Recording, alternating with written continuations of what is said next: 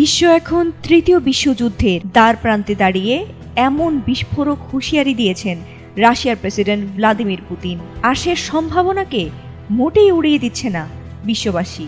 Russia Ukraine যুদ্ধ, গাজা লেবাননে ইসরায়েলের হামলা, আবার ইসরায়েলের করা হামলার প্রতিশোধে প্রতিদিন দফায় দফায় মিসাইল ছুটছে ইরান।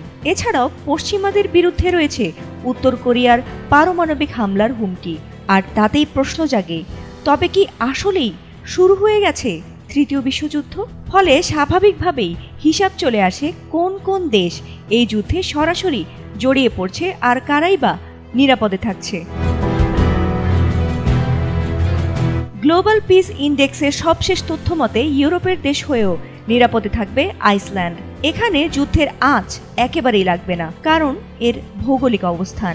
মার্কিন সামরিক জোট ন্যাটোর সদস্য হলেও আইসল্যান্ডের অবস্থান আটলান্টিক মহাসাগরের মাঝখানে, তাই মনে করা হচ্ছে তৃতীয় বিশ্বযুদ্ধে সবচেয়ে শান্তিপূর্ণ থাকবে দেশটি।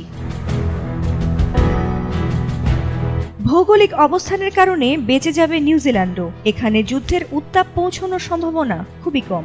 গ্লোবাল পিস ইন্ডেক্স অনুযায়ী তৃতীয় বিশ্বযুদ্ধের সময় এটি অন্যতম নিরাপদ দেশ হতে পারে।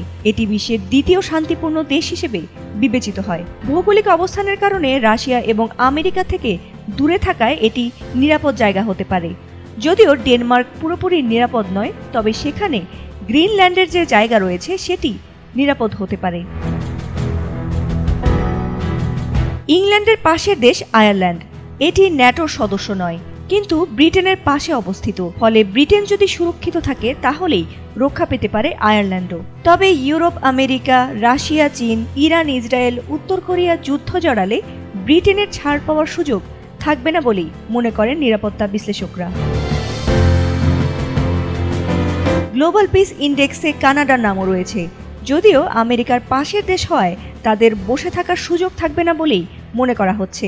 এদিকে অস্ট্রেলিয়া ন্যাটো সদস্য নয়, তবুও ন্যাটোর সহযোগী হিসেবে কাজ করছে। তাই বিশ্বযুদ্ধ শুরু হলে তারাও জড়িয়ে যেতে পারে। কিন্তু অস্ট্রেলিয়াও রক্ষা পেতে পারে তাদের ভৌগোলিক অবস্থানের কারণে। দূরত্বের কারণে সেখানে উত্তর কোরিয়ার পারমাণবিক বোমা আছড়ে পড়ার সম্ভাবনাও কম। ফাতিমা সুলতানা, এটিএন বাংলা।